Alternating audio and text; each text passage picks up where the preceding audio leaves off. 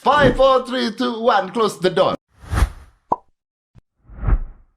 Menteri Koordinasi Perekonomian. Ya, betul Mas Dedi. Anda dikatakan begal digital karena Anda mengambil pekerjaan Kemendagri dan sebagainya, mengambil menaker dan sebagainya. Itu berarti tidak paham digital. Oh gitu ya.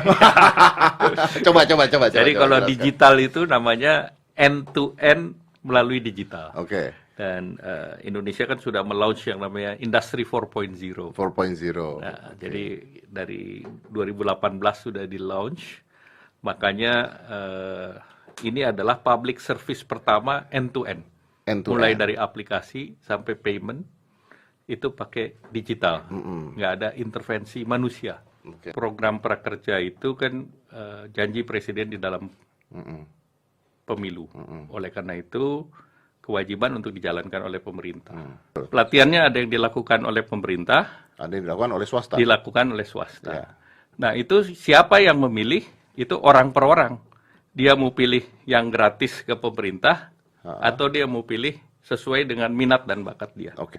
Pak, bisa berikan saya contoh kira-kira salah satu program yang bisa membantu perekonomian mereka nanti, Pak? Salah satu misalnya untuk bikin kopi, atau manajemen warung.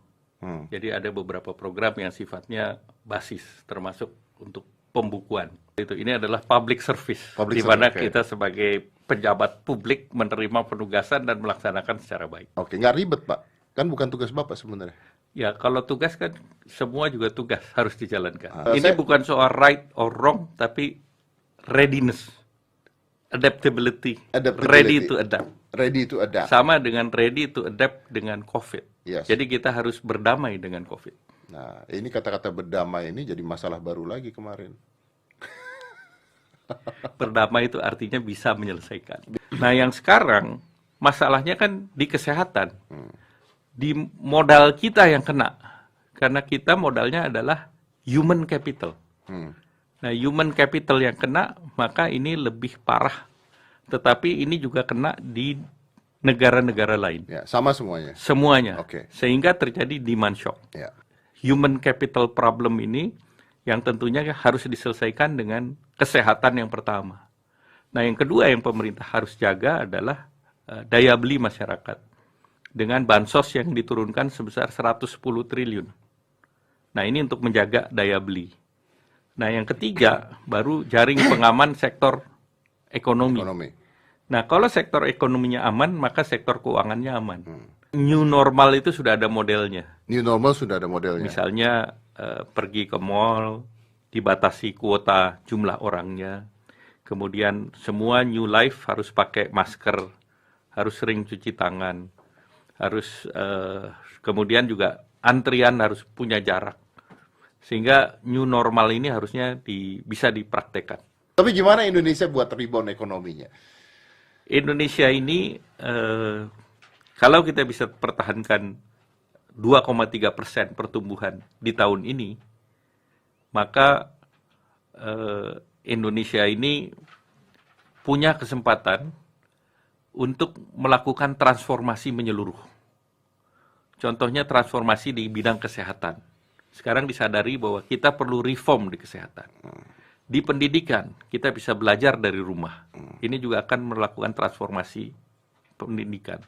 Di pemerintahan, ini sudah dibuktikan public service bisa dilakukan secara online.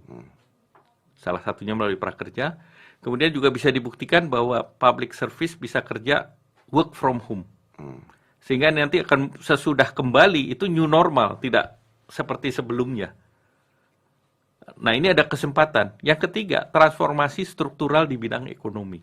Nah, transformasi struktural di bidang ekonomi itu yang sedang dilakukan dengan Omnibus Cipta Kerja.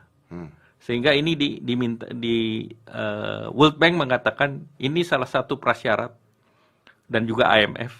Kalau Indonesia mau tumbuh sesuai prediksi mereka 8,5% di tahun 2021. Jadi perkiraan dari World Bank, IMF, ini live with the COVID. Kalau caranya tepat, ini akan mengembalikan kekuatan sosial ekonomi. Tetapi reform itu menjadi kunci, structural reform. Nah, Indonesia bersama beberapa negara diprediksi tumbuh 8,5%. Nah sekarang baik Jepang, Amerika ini sedang mencari alternatif negara lain selain China. Oke. Karena don't put your egg in one basket. Oke. Sehingga mereka mencari negara lain. Nah, negara lain di Asia yang pertumbuhannya besar, marketnya besar, dan sudah punya value chain adalah Indonesia, Thailand, yang less developed country, Bangladesh, dan India. Sehingga tentu kita harus bersaing dengan India untuk mengambil investasi ini ke Indonesia. Oke. Nah, oleh karena itu, reform itu menjadi sesuatu yang wajib. Kunci untuk keluar dari krisis adalah kita semua tenang, jangan panik.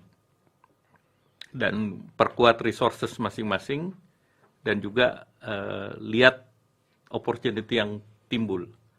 Nah, salah satu yang pemerintah akan dorong, besok juga akan di-launch, bagaimana kita meningkatkan di dalam work from home ini kan ekonomi digital ini naik.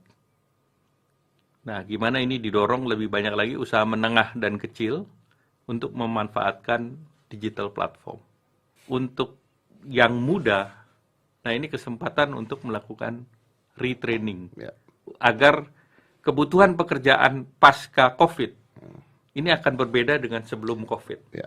Sehingga tentu ini ada kesempatan untuk menyesuaikan. Gimana dengan yang miskin dan tidak punya pengetahuan dan yang tidak Nah, ini mengerti tetap itu? pemerintah menyiapkan yang labor intensive, Oke. sektor konstruksi, kemudian program-program padat karya. Kemudian kita akan merevitalisasi sektor pertanian, mencetak sawah baru misalnya. Optimisme itu menjadi penting. Karena kalau kita mau keluar dari segala persoalan, kuncinya adalah optimisme. Apakah Bapak masih optimis, Pak? Saya selalu optimis. Ditimpa masalah ini? Ini bukan masalah yang nimpa. Ini tantangan yang ada di hadapan kita.